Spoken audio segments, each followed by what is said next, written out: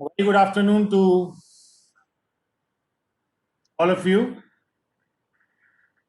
We are starting a discussion with a case law that we were doing earlier, CIT versus Shambhunath Investment.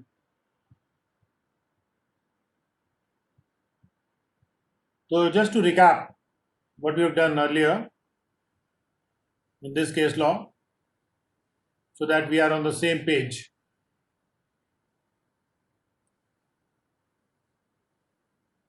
इसमें supreme court के सामने 2001 में जो decision supreme court में दिया है, उसमें सुप्रीम कोर्ट के सामने जो मुद्दा आया था उसमें सेक्शन 256(2) जो है उसके तहत ट्राइब्यूनल को रेफर करना है क्वेश्चन फॉर हाई कोर्ट। तो या तो वो रेफर करते हैं या उसको रिफ्यूज़ कर देते हैं। रिफ्यूज़ कर देते हैं तो एसएससी हाई कोर्ट में जा सकता है। रेफर कर देते हैं तो वो referred question high court deal करता है। यहाँ पर ये कैलकाटा हाई कोर्ट का डिसीजन है जिसको सुप्रीम कोर्ट ने बाद में कंफर्म कर दिया था। सुप्रीम कोर्ट का जजमेंट बहुत छोटा सा है, केवल उसको कंफर्म करते हुए। तो जो मुख्य जजमेंट है ये कैलकाटा हाई कोर्ट का ही है। और इसमें जो क्वेश्चन रेफर किया गया था ट्राइब्यूनल के द्वारा वो ये था कि क्या कोई लैंडलॉर्ड और टेनेंट वाली रिलेशनशिप एसएससी और उन लोगों के बीच में है जिनको एसएससी ने ऑफिस अकोमोडेशन हायर पे दी है।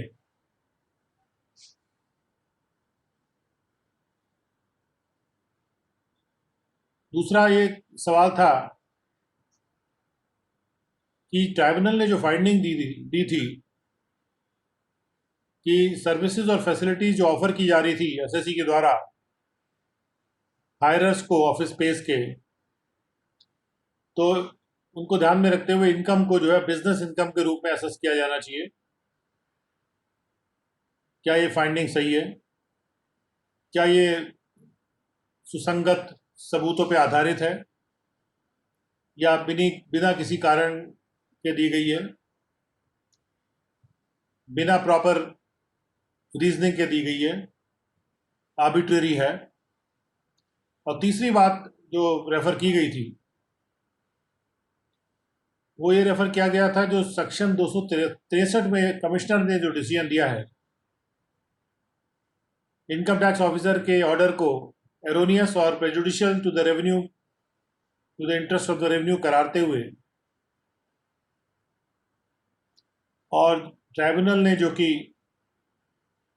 ये होल्ड कर दिया था नहीं आईटीओ का ऑर्डर एरोनियस नहीं है। क्या ये बात सही है? उसके बाद फैक्ट्स इसमें दिए गए थे कि शंभुनाथ इन्वेस्टमेंट एक बिल्डिंग का ओनर है और वो टेबल स्पेस को हायर पे दे रहा है।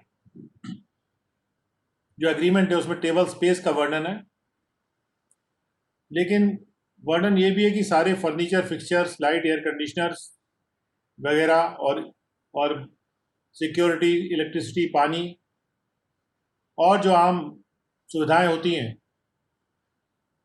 उनको सब कुछ सम्मिलित करके वो फैसिलिटीज ऑफर कर रहा है।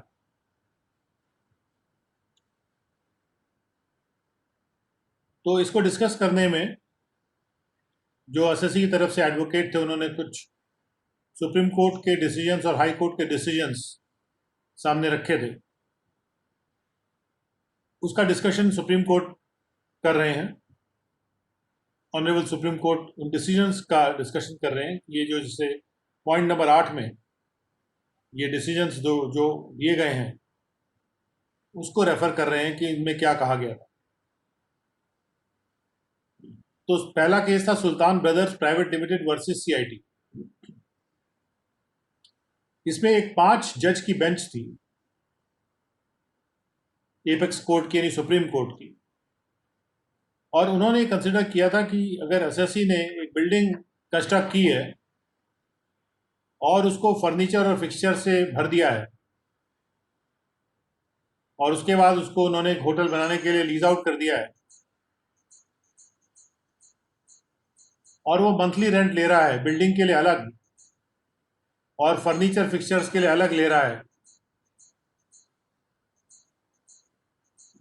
तो ऐसे केस में एपेक्स कोर्ट ने ये होल्ड किया था कि जो बिल्डिंग की लेटिंग आउट है वो कोई बिजनेस नहीं है, और इसलिए जो इनकम उस लीज के अंतर्गत है वो बिजनेस इनकम के रूप में असेस नहीं की जा सकती, और इसलिए वो प्रॉपर्टी के हेड में असेस होगी।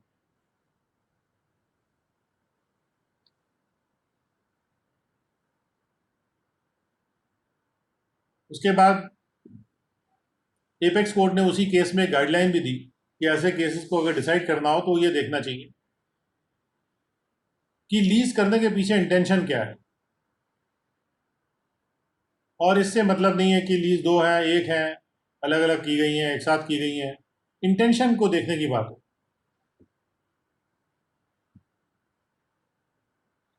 क्या दोनों चीज़ एक साथ एंजॉय की जानी चाहिए थी? क्या इंटेंशन ये था कि फर्नीचर फिक्सचर्स और बिल्डिंग को एक साथ एंजॉय किया जाएगा? क्या ये इंटेंशन था कि वो दो चीज़ों की जो को उठाने का मतलब एक तरह से वो एक ही चीज़ है, इसको उठाया जा रहा है? क्या ये एक ही लेटिंग है? और यदि एक चीज़ को अगर अकेला छोड़ दिया जाए और उसकी लीज अगर एक्सेप्ट कर ली जाए तो क्या वो दूसरे के बिना एक्सेप्ट की जा सकती थी? यानी बिल्डिंग की लीज को फर्नीचर के लीज के बिना भी एक्सेप्ट किया जा सकता है? और अगर इनके आंसर्स हाँ में हैं पहले दो के, और तीसरे का आंसर अगर ना में है, तो ये लेटिंग को अलग अलग नहीं ट्रीट किया जा सकता,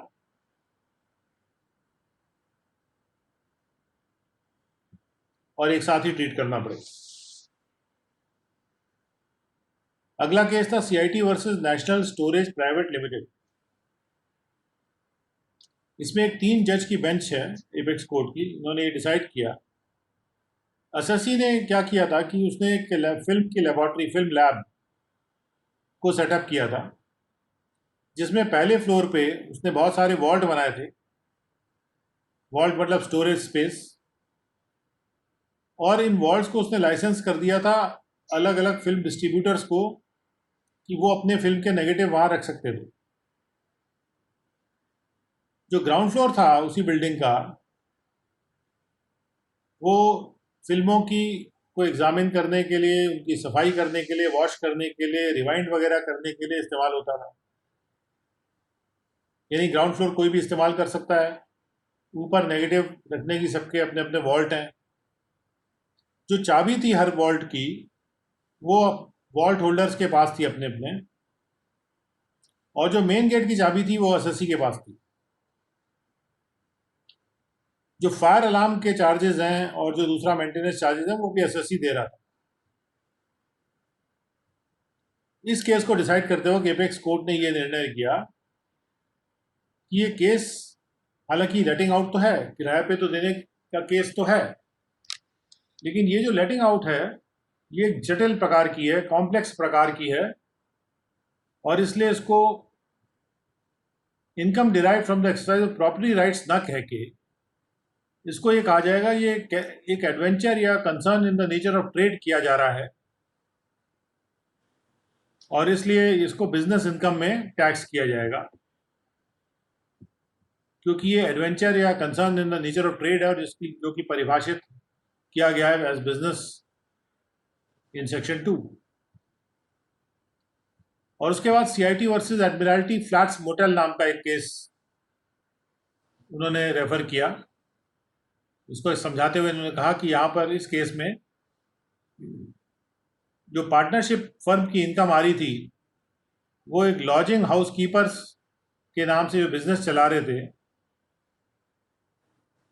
उससे आ रही थी, और उन्होंने कहा कि इसको बिजनेस इनकम में टैक्स किया जाना चाहिए। ये मद्रास हाई कोर्ट का डिसीजन था।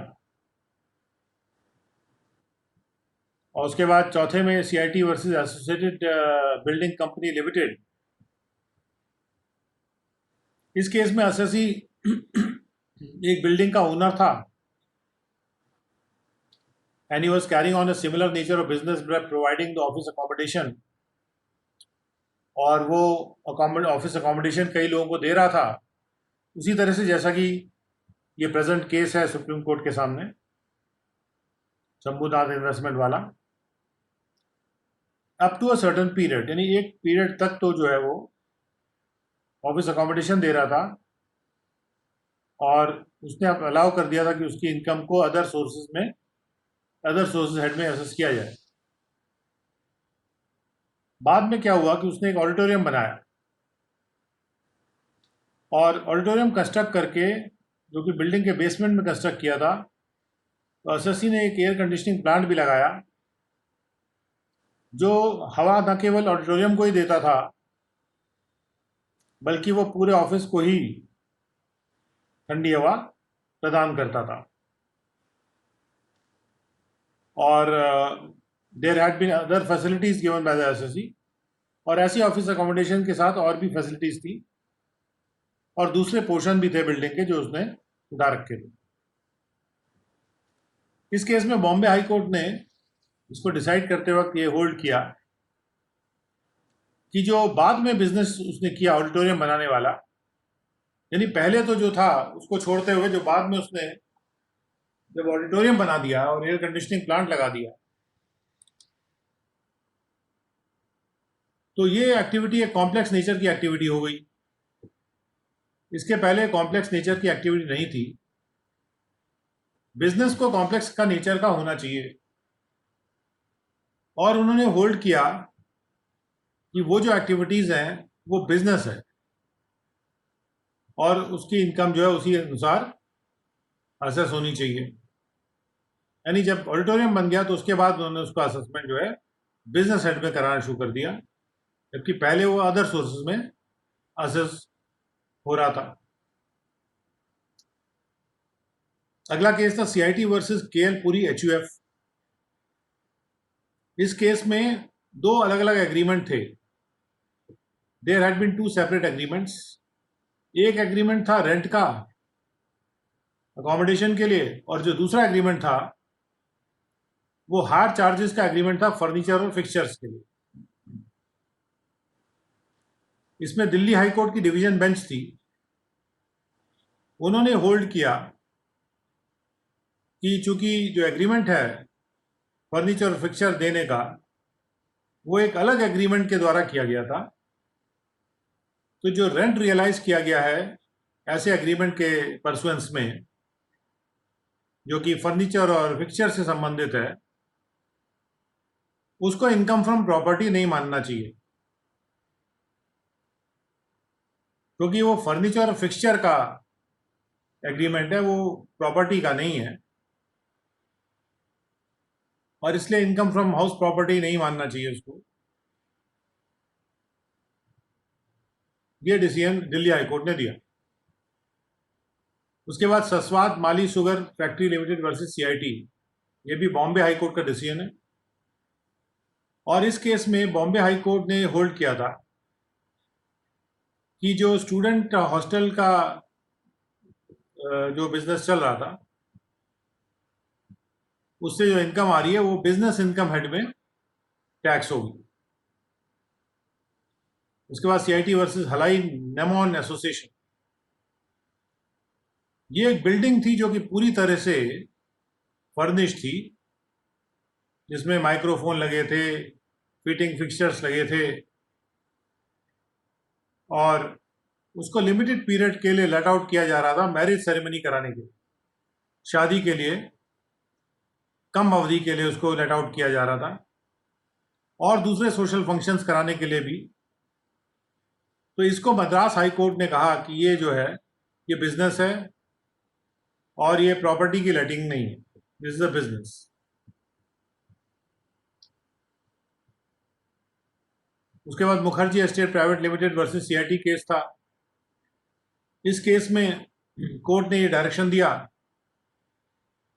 कि जो इनकम साइन बोर्ड के डिस्प्ले से आ रही है वो इनकम फ्रॉम अदर सोर्सेज में जाएगी, यानी प्रॉपर्टी में भी नहीं और बिजनेस में भी नहीं। जो चीज ना प्रॉपर्टी है ना बिजनेस है तो फिर क्या है, वो अदर सोर्सेज है।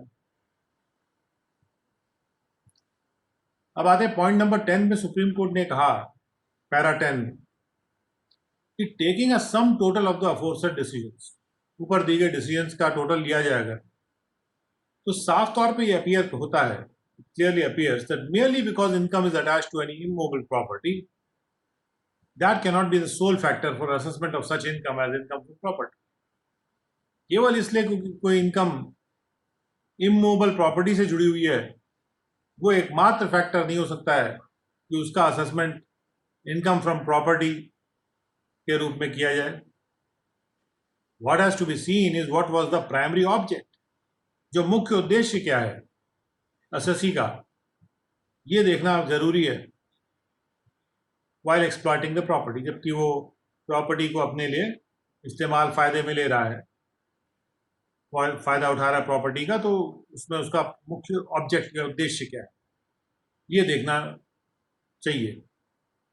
If it is found applying such test that the main intention is for letting, ऐसा टेस्ट लगाने के बाद अगर ये पाया जाता है कि जो मुख्य मंशा है वो है लेटिंग आउट ऑफ द प्रॉपर्टी या उसका कोई पोर्शन, तब उसको रेंटल इनकम मानना जाना चाहिए और इनकम फ्रॉम प्रॉपर्टी में टैक्स किया जाना चाहिए। और अगर ये पाया जाता है कि मुख्य इंटेंशन उस इमूवेबल प्रॉपर्टी को का इस तरह से फायदा लेने का है कि वहां पे कॉम्प्लेक्स कमर्शियल एक्टिविटी की जाए, इंटेंशन कॉम्प्लेक्स कमर्शियल एक्टिविटी करने का अगर है, तो इन दैट इवेंट यानी उस संघटना में उसको बिजनेस इनकम मानना चाहिए, उसको बिजनेस इनकम के रूप में होल्ड किया जाना चाहिए कोर्ट के द्वारा। तो मुख्य ऑब्जेक्ट पे यहाँ पे फोकस किया गया और केवल ये नहीं कि प्रॉपर्टी से कोई इनकम अगर संबंधित है तो वो इनकम फ्रॉम हाउस प्रॉपर्टी हो जाएगी। नो, पैरा 11 में कहा गया कि in the light of the above let us now apply such test in the present case. चलिए इस टेस्ट को, मुख्य ऑब्जेक्ट वाले टेस्ट को, पहले उन्होंने टेस्ट रखा, फिर उन्होंने कहा कि इस टेस्ट को मौजूदा केस पे लगाते हैं।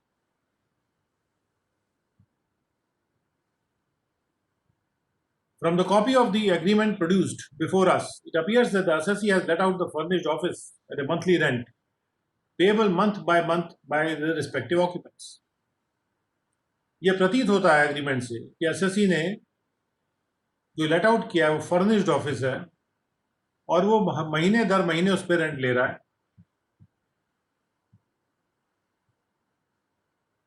The services rendered to the various occupants according to the said agreement are not separately charged. जो भी सर्विस वो दे रहा है उसका चार्ज वो अलग से नहीं लेता और जो भी मंथली रेंट वो ले रहा है उसमें वो सारे चार्जेस जो हैं वो सम्मिलित हैं, शामिल हैं। अब इस इश्यू को डिसाइड करने के लिए हम इस बात को नजरअंदाज नहीं कर सकते हैं। We cannot overlook the fact that the cost of the property was 5,42,000। इस प्रॉपर्टी की कॉस्ट थी 5,42,000। A portion of the said property is used by the assessee himself for his business purpose। उसी प्रॉपर्टी का एक portion assessee अपने business के लिए use करता है। The rest of the said property has been let out to the various occupiers as stated herein before। जो बाकी प्रॉपर्टी है वो अलग अलग ऑक्यूपायर्स को लेट आउट कर दी गई है। It further appears that the assessee has already recovered a sum of 4,25,000 as in by way of security free advance from 3 occupants। और ऐसा आगे प्रतीत हो रहा है कि assessee ने 4,25,000 रुपए तो जो है वो सिक्योरिटी के रूप में interest free advance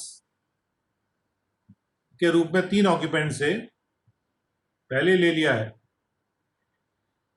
Hence, the entire cost of the property let out to those occupiers has already been recovered। और इस प्रकार से जो प्रॉपर्टी उनको दी गई थी हायर पे, उसकी पूरी कॉस्ट रिकवर कर ली एसएससी ने bye way of interest free advance. केवल इंटरेस्ट फ्री एडवांस के रूप में ही उसने पूरी की पूरी कॉस्ट उसकी रिकवर कर ली।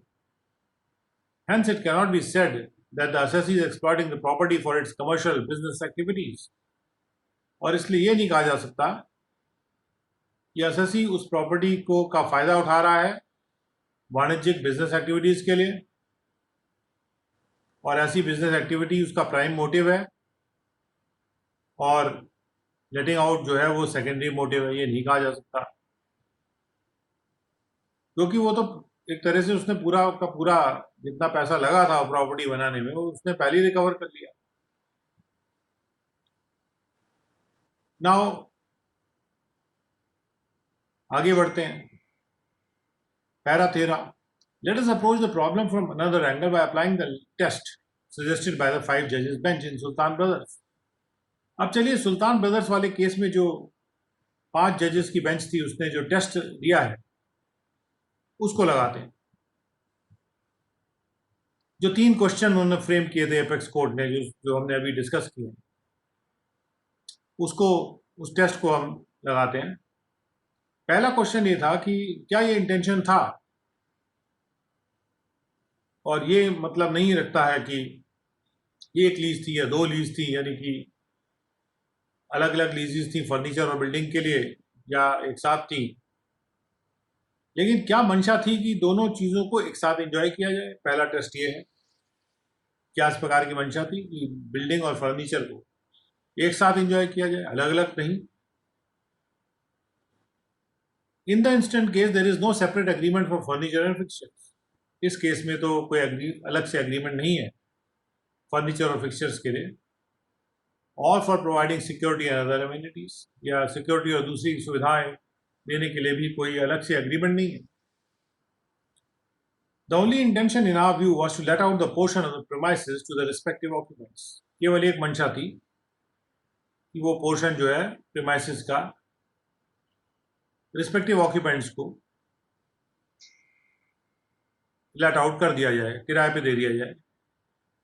इसलिए जो इंटेंशन है इस एग्रीमेंट को बनाने का वो ये है कि to allow the occupants to enjoy the table space together with the furniture and fixtures. Intention ये है कि वो जो टेबल स्पेस है उसको फर्नीचर और फिक्सचर के साथ एंजॉय करें। मंशा ये है, अलग अलग करने का कोई मंशा नहीं। Hence this question should be answered in the affirmative. इसलिए पहला क्वेश्चन जो टेस्ट का है सुल्तान ब्रदर्स वाले केस का, वो उसका जवाब हाँ में होना चाहिए। दूसरा सवाल यह है कि was it the intention to make the letting of the two practically one letting. क्या मंशा ये थी कि एक तरह से वो एक ही लेटिंग मान ली जाए फर्नीचर और फिक्सचर और बिल्डिंग की या टेबल स्पेस की। From a plain reading of the agreement, it appears that the intention of the parties to this agreement is clear and unambiguous.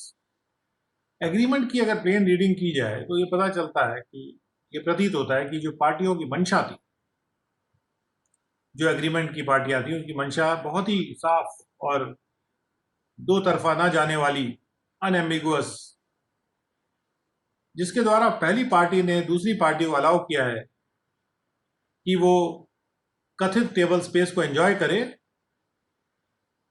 और एक संपूर्ण मंथली रेंट दे।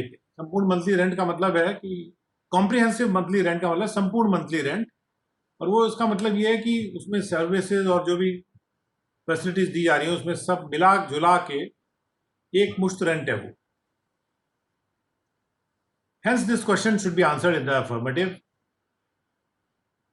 क्योंकि टेबल स्पेस और फर्नीचर और फिक्सचर्स को हायरिंग को अलग अलग करके दिखाया नहीं जा रहा, इसलिए दूसरे क्वेश्चन का जवाब भी हाँ है। और तीसरे सवाल की अगर एक को किराए पर उठाया जाता है और उसकी लीज अगर स्वीकृत हो जाती है तो ये क्या दूसरे के बिना हो सकता है। तो जैसा हमने डिस्कस किया है इसके पहले, हियर इन बिफोर इन, इसके पहले, कि ये कॉम्पोजिट टेबल स्पेस है, ये एक मिली जुली टेबल स्पेस है जो कि लेट आउट हो गई है अलग अलग ऑक्यूपेंट्स को। The amenities granted to those occupants, including the user of the furniture and fixtures, are attached to such letting out. और जो भी amenities दी जा रही हैं, जो भी सुविधाएं दी जा रही हैं occupants को, जिसमें कि फर्नीचर और फिक्सचर का इस्तेमाल भी शामिल है, वो उस लेटिंग आउट से जुड़ा हुआ है, और इसलिए आखिरी क्वेश्चन ना में आंसर हो जाता है। इस तरह से सुल्तान ब्रदर्स का टेस्ट लगा के हम ये होल्ड करते हैं कि इस एग्रीमेंट के द्वारा पार्टीज ने इंटेंशन ये रखी थी कि वो जो लेटिंग आउट है वो इनसेपरेबल होगी, यानी कि फर्नीचर फिक्सचर को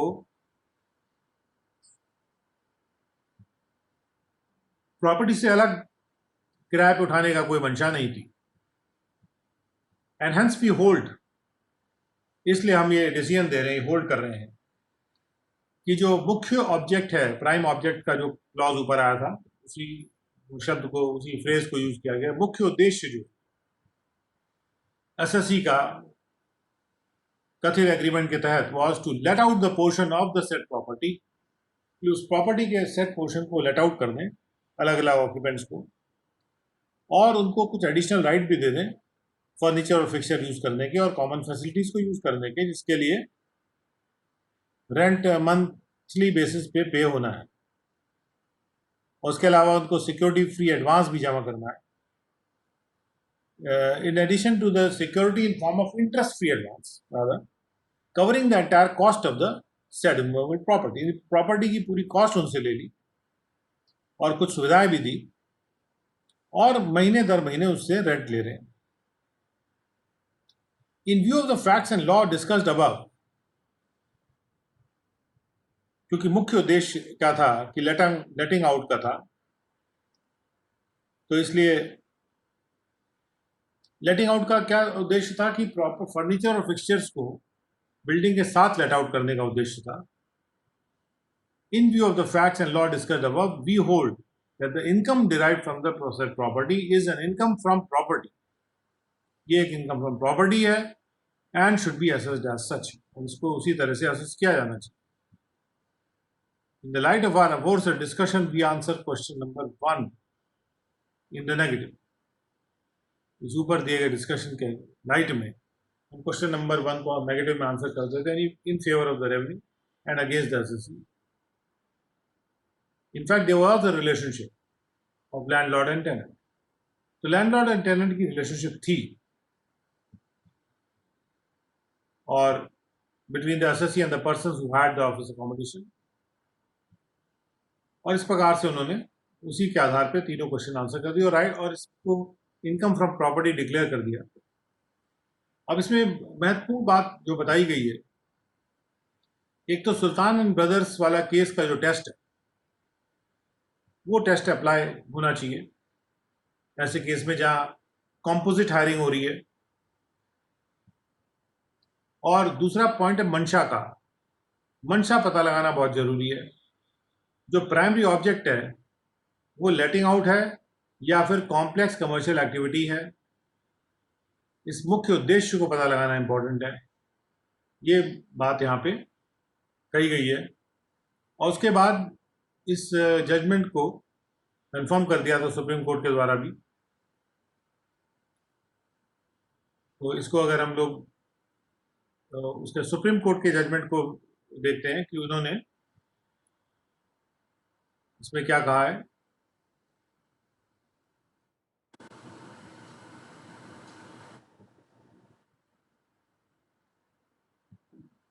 तो सुप्रीम कोर्ट का छोटा सा जजमेंट है, उन्होंने कहा है कि we see no reason to interfere with the conclusion arrived at by the high court. High court से उन्होंने कंकर किया है, उन्होंने उनसे एग्री किया है, और हाई कोर्ट के डिसीजन में कोई इंटरफेरेंस उन्होंने नहीं की। So with that we close the Shambhunath and investment case. अब आते हैं Gates India limited versus CIT, 24 March 2006।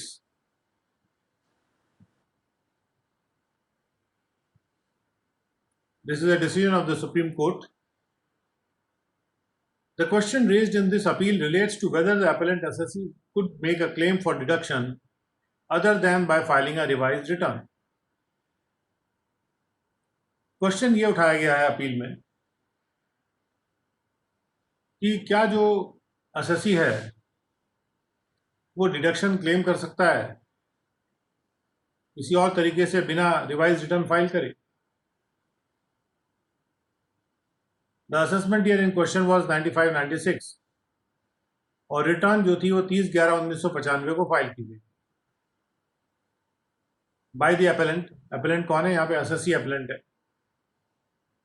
Return 30/11/1995 को फाइल की गई थी उस असेसमेंट ईयर के लिए और 12/1/1998 को द एपेलेंट ने सीक किया था कि वो एक डिडक्शन क्लेम करना चाहता है और वो डिडक्शन उसने एक लेटर के द्वारा, एक चिट्ठी के द्वारा क्लेम किया था by way of a letter. Assessing officer के सामने उसने लेटर दिया. The deduction was disallowed by the assessing officer. Assessing officer के द्वारा उस डिडक्शन को डिसअलाउ कर दिया गया ऑन द ग्राउंड, इस आधार पे that there was no provision under the income tax act. Income tax act में कोई प्रावधान नहीं था to make amendment in the return of income.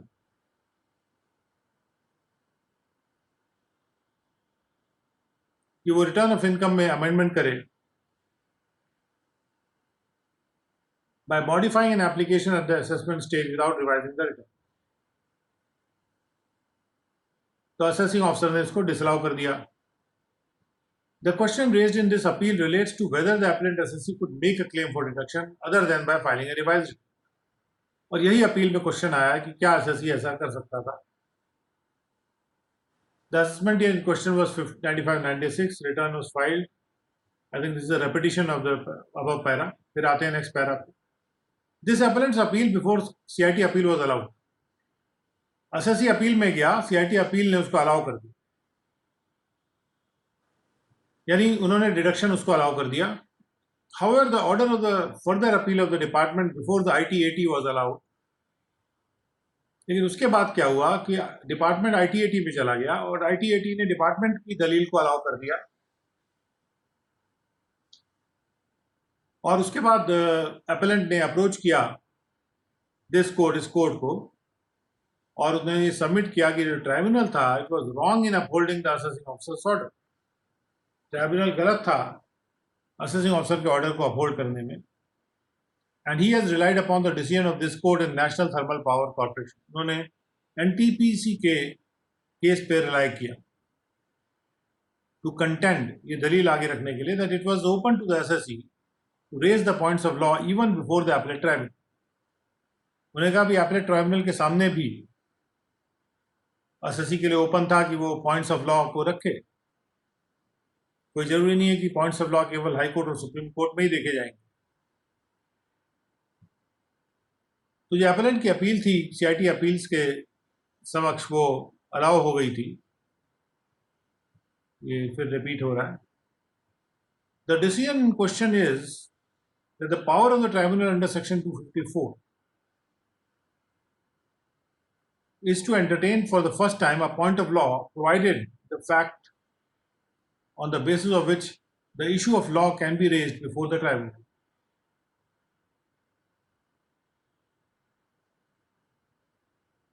The decision does not in any way relate to the power of the assessing officer to entertain a claim of deduction. तो जो decision दिया गया था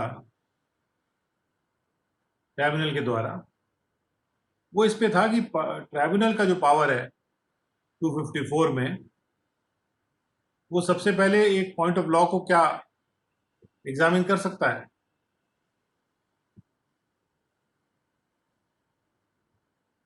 इस पॉइंट पे tribunal ने decision दिया था that under 254 of the Income Tax Act, the decision is to entertain for the first time a point of law provided the fact on the basis of which the issue of law can be raised before the tribunal. तो क्या point of law को examine कर सकता है tribunal? इस पे decision दिया गया था. लेकिन ये जो ट्राइब्यूनल का डिसीजन था इससे उसका कोई रिलेशन नहीं था या असेसिंग ऑफिसर का क्या पावर है to entertain a claim for reduction otherwise than by providing a revised return.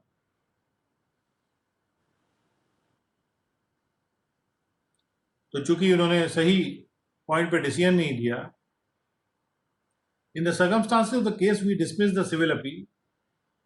However, we make it clear that issue in this case is limited to the power of the assessing authority.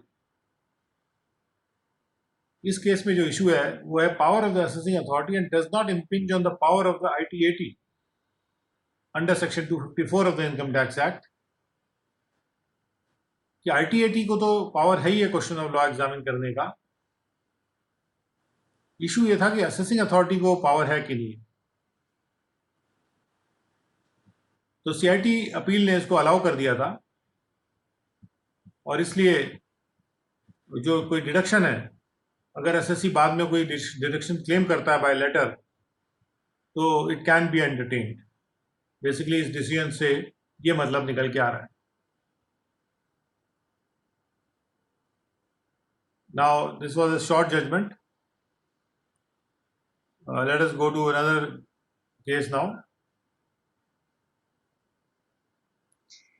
and this case is UP Forest Corporation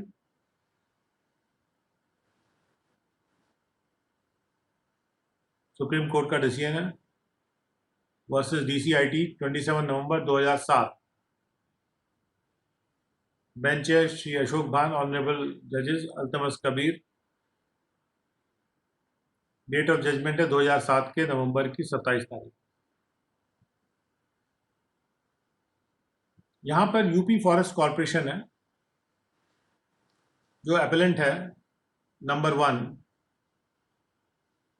और इसका जो ये constitute हुआ था by notification. UP forest corporation was constituted, यानी इसको बनाया गया था, इसको गठित किया गया था, इसका गठन हुआ था एक नोटिफिकेशन के द्वारा, जो कि section 3 UP forest corporation act के सेक्शन 3 के अंतर्गत नोटिफिकेशन इशू किया गया। इन द ईयर 77 1977 में इनकम टैक्स अथॉरिटीज ने नोटिस इशू किया कॉरपोरेशन को कि वो अपना रिटर्न भरे 76-77 असेसमेंट ईयर का इनकम टैक्स एक्ट के तहत। कॉरपोरेशन ने उस नोटिस को चैलेंज किया एक रिट पिटीशन फाइल करके, और इस रिट पिटीशन को डिस्पोज ऑफ किया था हाई कोर्ट ने ये होल्ड करके कि जो कॉरपोरेशन है वो एक लोकल अथॉरिटी है, by holding that the corporation was a local authority under section 1020 of the act। और चूंकि कॉरपोरेशन एक लोकल अथॉरिटी है, it was entitled to claim the exemption under section 1020 of the income tax act, जो local authority को exemption है। Since the said order was not challenged by the revenue, जो ये high court का order था उसको revenue ने challenge नहीं किया, ये फाइनल हो गया। The same became final and remained in force, और वो फोर्स में रहा till a contrary view was taken by this court in respect of assessment year 77 to 80, 80, 81, 84, 85, जब तक एक उल्टा व्यू इस कोर्ट के द्वारा लिया गया उन सालों में एक दूसरे केस में, जो कि CIT versus UP forest corporation था, और ये व्यू 1998 में ले लिया गया। अब सवाल ये उठता है कि for the assessment year 77-78 corporation की जो इनकम थी, it was assessed by making some additions of income and deleting some deductions. कुछ डिडक्शंस को डिलीट कर दिया गया, कुछ एडिशंस किए गए इनकम में। और जब अपील फाइल हुई तो कमिश्नर अपील ने अपहेल्ड कर दिया कि जो कॉर्पोरेशन है वो एग्जेम्प्ट है टैक्स पे करने से, क्योंकि वो एक लोकल अथॉरिटी है सेक्शन 10 सब सेक्शन 20 के तहत इनकम टैक्स एक्ट के। And so far as the relief sought regarding additions of income and deletion of deduction is concerned, the CIT declined to decide the said issue। अब CIT ने ये decide ही नहीं किया कि जो एडिशन किए गए थे या जो डिडक्शन डिलीशन किए गए थे वो सही है कि नहीं है। उन्होंने सीधे सीधे कहा कि भाई इस पे तो पूरी इनकम ही एग्जेम्प्ट है इस कॉरपोरेशन की। तो ITAT ने सेट असाइड कर दिया CIT अपील का ऑर्डर, और उन्होंने ये होल्ड किया कि जो कॉरपोरेशन है ये एक लोकल अथॉरिटी नहीं है, और उन्होंने अपील्स को रिमांड कर दिया back to the commissioner appeals कि उसको दोबारा सुना जाए मेरिट्स पे कि एडिशन डिडक्शन को ग्रांट करना है कि नहीं करना, उसको सुन के वो करें। और बहरहाल लोकल अथॉरिटी तो ये नहीं है, इसलिए वो एग्जाम्पशन इनको नहीं मिले। जब केस सेटिस्फाइड हो गया,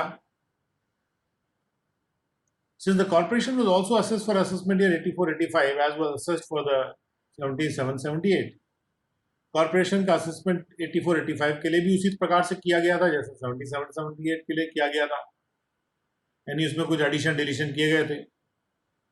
तो कॉर्पोरेशन ने वहां उसके लिए भी एक रिट पिटीशन फाइल कर दी before the high court of Allahabad, और रिट पिटीशन एक्सेप्ट कर ली गई, और हाई कोर्ट ने अपने ऑर्डर के द्वारा डिक्लेयर कर दिया कि कॉर्पोरेशन एक लोकल अथॉरिटी है और इसलिए वो हकदार है 1020 के एग्जाम्पशन का।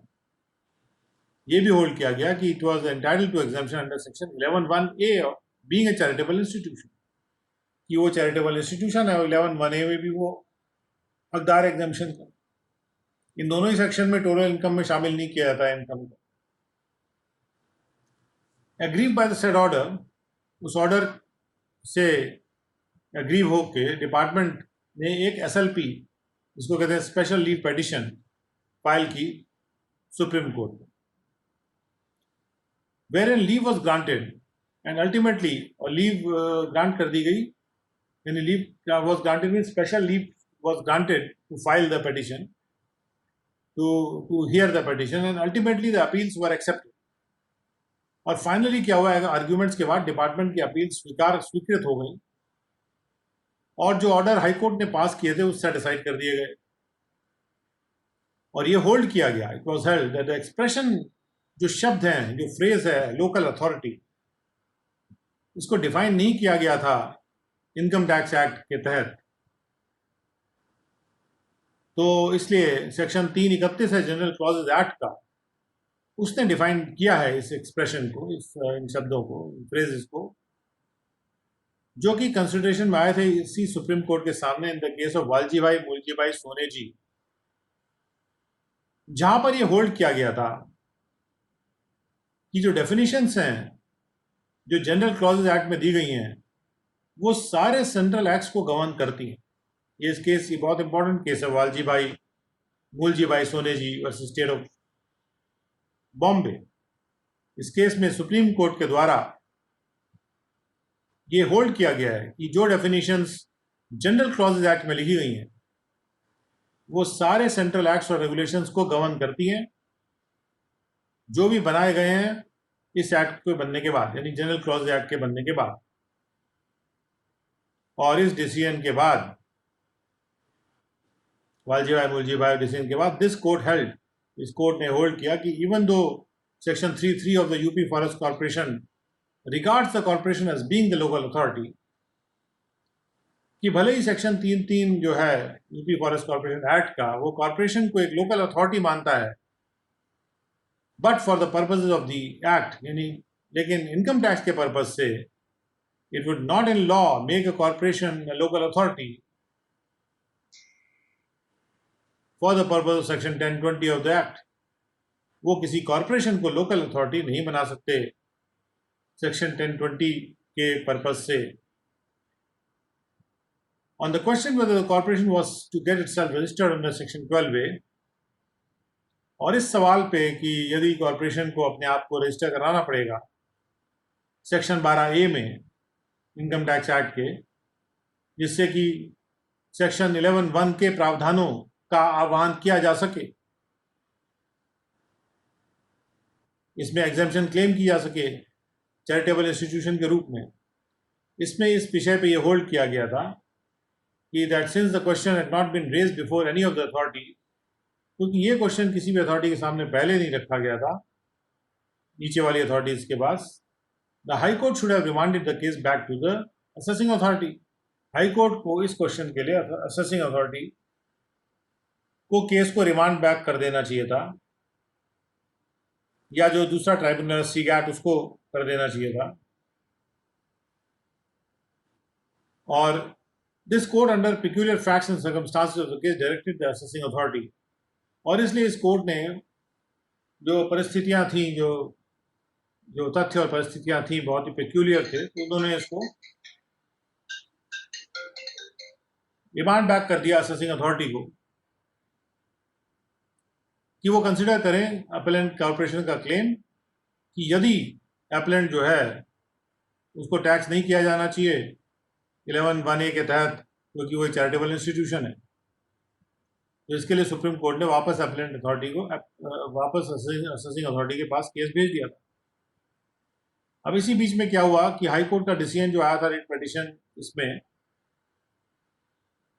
उसको फॉलो करते हुए कमिश्नर अपील ने कॉर्पोरेशन की अपील अलाउ कर दी 77, 78 से लेकर 80, 81 हस्बैंड ईयर के लिए, और उनको एग्जेम्पशन अलाउ कर दिया था।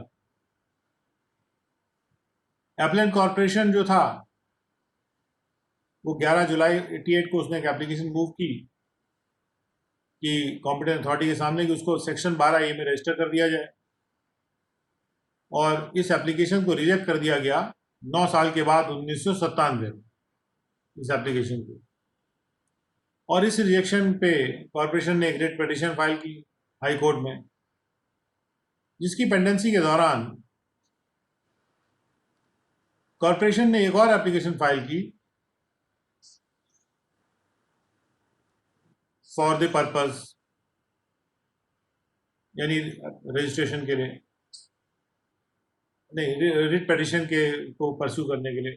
The high court allowed the writ petition, high court ने रिट पिटीशन को अलाउ कर दिया और उस ऑर्डर को सेट असाइड कर दिया कॉम्पिटेंट अथॉरिटी के, जिसमें उन्होंने रिजेक्ट कर दिया था कॉर्पोरेशन के एप्लीकेशन को for registration on the ground कि कमिश्नर ने जो ऑर्डर पास किया है रिजेक्ट करते हुए कॉर्पोरेशन का जो एप्लीकेशन था 12A के लिए, वो वायलेशन में था प्रिंसिपल ऑफ नेचुरल जस्टिस के, in as much as the appellant corporation had not given any opportunity of hearing, क्योंकि appellant कॉर्पोरेशन को यानी यूपी फॉरेस्ट कॉर्पोरेशन को कोई अपॉर्चुनिटी नहीं दी गई थी हियरिंग के लिए,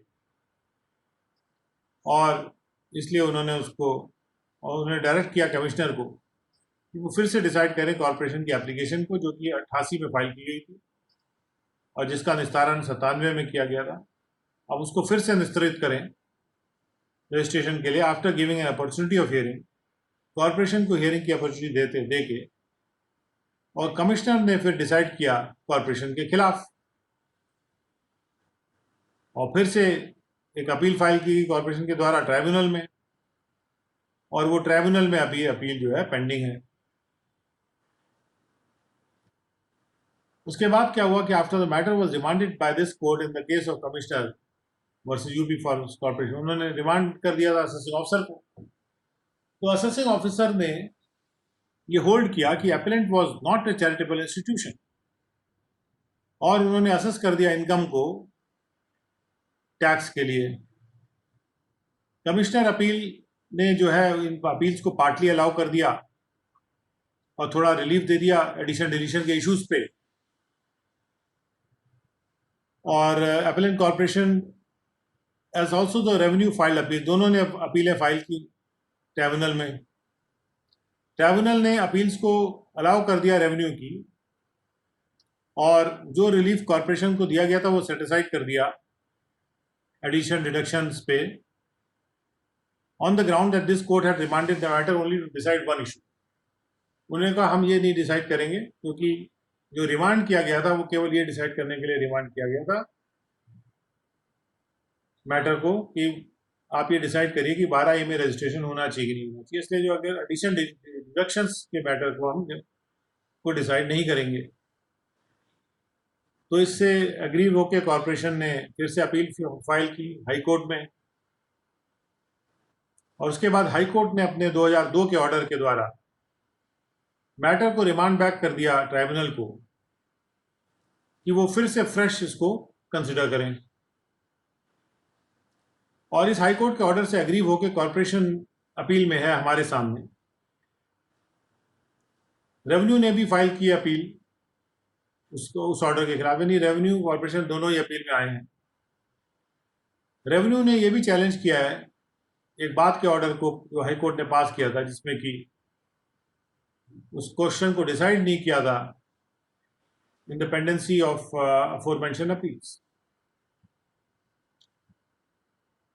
इसके बाद सुप्रीम कोर्ट कहते हैं कि इन सब बातों के मद्देनजर हम ये कंसिडर करते हैं, we are of the considered view, हम सोच विचार करके ये इस व्यू को मत बनाए हैं हमने, दैट अगर किसी को क्लेम करना है 11(1)(a) का बेनिफिट, तो रजिस्ट्रेशन जो है एक प्रेसिडेंट कंडीशन, बेनिफिट क्लेम करने के लिए रजिस्ट्रेशन एक पहले आने वाली कंडीशन है, यानी रजिस्ट्रेशन जरूरी है।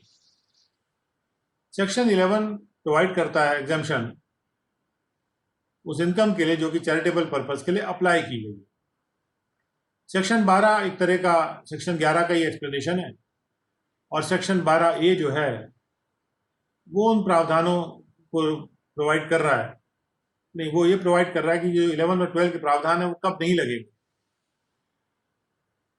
और ये प्रावधान उन्होंने रिप्रोड्यूस कर दिए। अब ये सारे प्रावधान सेक्शन 12A के प्रावधान इसके बाद उन्होंने रिप्रोड्यूस कर दिए। उसके बाद अगले पैराग्राफ में सुप्रीम कोर्ट ने कहा कि जो रजिस्ट्रेशन की एप्लीकेशन है वो सेक्शन 12A के लिए इसको फाइल किया जाना चाहिए फॉर्म 10A में, जो कि प्रेस्क्राइब फॉर्म है रूल 17A के अनुसार इनकम टैक्स रूल्स के, और इसको फाइल किया जाना चाहिए before the expiry of 1 year from the date of creation of the trust या एस्टैब्लिशमेंट ऑफ द इंस्टीट्यूशन, जो भी बाद में आए, 1 साल में फाइल किया जाना चाहिए। The same has to be made by the person, और एप्लीकेशन की जानी चाहिए जो इनकम रिसीव कर रहा है उसके द्वारा। जो चीफ कमिश्नर है प्रोवाइजो के तहत उनको वेस्ट किया गया ये पावर, उनको ये डिस्क्रिप्शन है कि एप्लीकेशन को वो लेट में भी एडमिट कर सकते। तो कंजॉइंट रीडिंग यानी मिला जुला के अगर रीडिंग किया जाए 11(12)(12)(a) का, ये क्लियर कर देता है कि रजिस्ट्रेशन जो है वो एक कंडीशन प्रेसिडेंट है for availing the benefit under 11 and 12 unless and until an institution is registered, जब तक कि ऐसा ना हो कि कोई संस्था रजिस्टर हो गई है 12A में, it cannot claim the benefit of section 11(1)(a) of the act. Keeping in view of the fact that the appellant corporation has not been granted registration, हम ये होल्ड करते हैं कि appellant entitled नहीं है कि वो exemption claim करे 11(1)(a) और 12 का, और इसलिए हम अपील को डिसमिस कर रहे हैं कॉर्पोरेशन की without deciding the merits of the dispute. And in view of the dismissal of the appeals जो रेवेन्यू ने फाइल किए वो भी डिसमिस हो गई, लेकिन रेवेन्यू का इंटरेस्ट प्रोटेक्ट करने के लिए, एसएससी का इंटरेस्ट प्रोटेक्ट करने के लिए और रेवेन्यू का भी, हम डायरेक्ट करते हैं कि ट्राइब्यूनल इसके सामने अपील्स पेंडिंग है कमिश्नर के ऑर्डर के खिलाफ, जिसमें उन्होंने रिजेक्ट कर दिया था application file under section 12A, वो टेकअप करे मैटर को प्रायोरिटी बेसिस पे और डिसाइड करे। और उन्होंने इसके बाद क्लियर कर दिया कि in the event the matter is finally decided in favour of the assessee, तो एसएससी जो है would be at liberty to get these appeals revived for a decision on merits. तो मेरिट्स पे फिर डिसीजन के लिए जो अपील अभी सुप्रीम कोर्ट के सामने उसको रिवाइव किया जा सकता है। Similarly in case these appeals are reopened at the instance of the SSC, और अगर ये केस एसएससी के इंस्टेंस पे रीओपन होती हैं तो अपील्स जो रेवेन्यू ने फाइल किए वो भी रिवाइव हो जाएंगी ऑटोमेटिकली। और फर्दर ये क्लियर करा गया कि जो हाईकोर्ट का ऑर्डर है remanding the matter in respect of the main assessment, वो अभी अबेंस में रहेगा जब तक कि ये रजिस्ट्रेशन का मैटर पहले डिसाइड नहीं हुआ।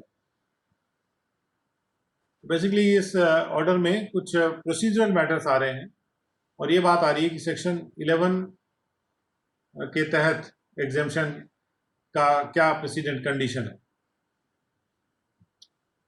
Now with those words I come to the end of today's lecture, और केस लॉज को हम इसके बाद कंटिन्यू करेंगे from tomorrow again, and please join us tomorrow morning at 9:45 AM for that.